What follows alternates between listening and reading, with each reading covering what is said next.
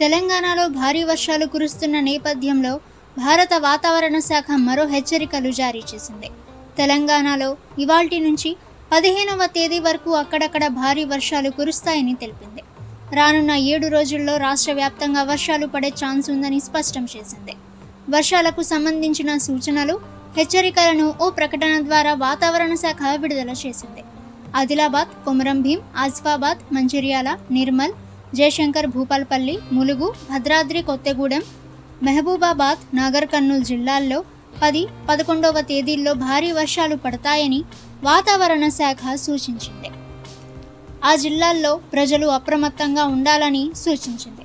12, 13, 15 తేదీల్లో ఖమ్మం, సూర్యాపేట, మహబూబాబాద్, వరంగల్, హన్మకొండ, జనగాం, సిద్దిపేట, యాదాద్రి, భువనగిరి జిల్లాల్లో భారీ వర్షాలు కురిసే అవకాశం ఉందని హెచ్చరించింది.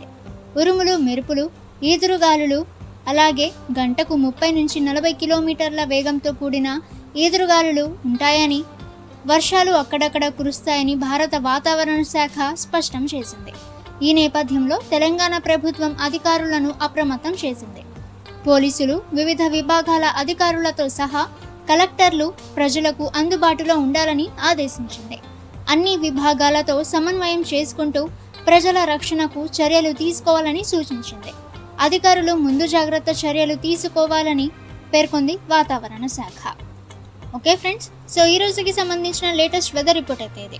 ఇక మీరు ప్రతిరోజు లేటెస్ట్ వెదర్ రిపోర్ట్ తెలుసుకోవాలి అనుకుంటే ద ప్రైమ్ కంటెంట్ యూట్యూబ్ ఛానల్ని సబ్స్క్రైబ్ చేసుకోండి. వీడియో నచ్చితే వీడియోని లైక్ చేయండి.